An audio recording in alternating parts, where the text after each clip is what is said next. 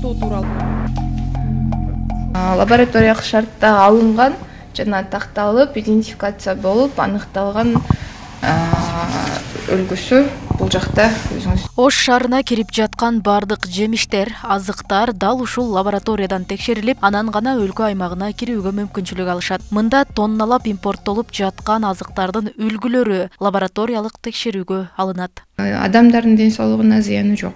Только өсүмдүктөрдүн, мөмө дарактардын, анан эң көп баягы зыян тарта турган нерселер мөмө дарактары, негизинен мөмөлөр. Анан булар эгерде аныктала турган болсо, анда экспорттоого мүмкүн болбой калат. Мындайча айтканда, алма болобу, алча болобу, черешня, вишня болобу, ушул мөмөлөрдү ушул өсүмдүктөргө зыянга учуратат. Особенно булар не только мөмө дарактарына, вот декоративный өсүмдүктөргө дагы, алардын ичинен именно роза гүлдөрүнө дагы зыянга учуратат. Жалпылап айтканыбызда 150 түрдөн 300 түргө чейинки өсүмдүктөрдү зыянга учуратышат. Лаборатория кызматкерлери жакында гана Иран өлкөсүнөн келген 18 тонна киви жана 21 тонна анардан зыяндуу курттарды аныкташкан. Тыт кылканы аталышындагы зыянкеч тез таралат жана бак дарактарга зыянын тийгизет. Белгилей кетүүчү жагдай жемишти жеген адамдын ден соолугуна эч кандай терс таасири жок. Анын зыяны жемиштен кийинки калган калдыгы аркылуу жаратылышка тиет.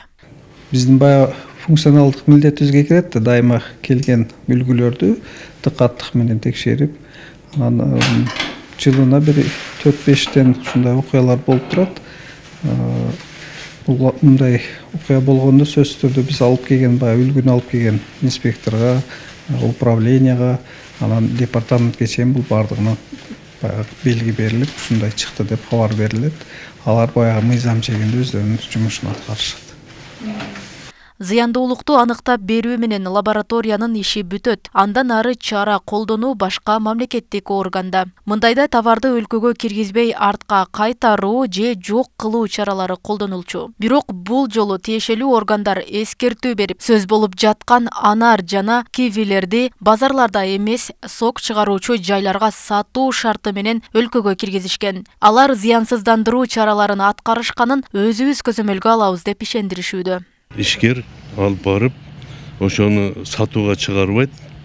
Мисалы үчүн анарды айтып өтө турган болсок, анарды сок кылып чыгаруу жолу менен гана иштетет.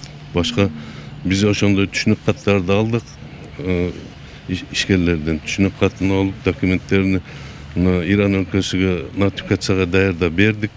Ошондой жолу менен гана уруксат берип чыгардык. Кабыктарды ошолордун өздөрүнүн мусор ямасы бар.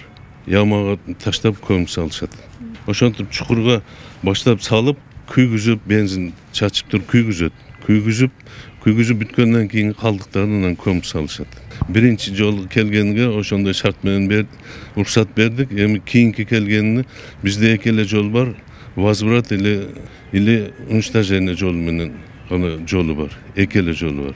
Зыянкеч табылган жемишти өлкөгө киргизүү канчалык мыйзамдуу болгону, ошондой эле залалсыздандыруу иштери канчалык деңгээлде аткарылганы азырынча белгисиз. Бул иштер өсүмдүктөрдү карантиндик коргоо жана химиялаштыруу боюнча Ош башкармалыгынын жоопкерчилигинде жана абийиринде турат. Биринчи келген үчүн анан жанагы эскертүүлөрдү бердик.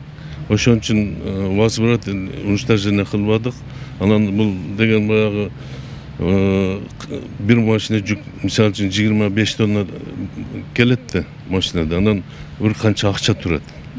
Анан бул ишкерлерге зыян тийип калбасын деп биринчи жолу эскертүү катары ушундай жолго бардык. Бул окуя боюнча расмий түрдө Иран Республикасынын өсүмдүктөрдүн карантини жаатындагы ыйгарым укуктуу органына фитосанитардык талаптардын бузулушу боюнча нота даярдалып, дипломатиялык каналдар аркылуу жиберилет деп билдиришти Айыл чарба министрлигинен. Роза Акматжан кызы, Адилбек Абдакимов, Ош ТВ.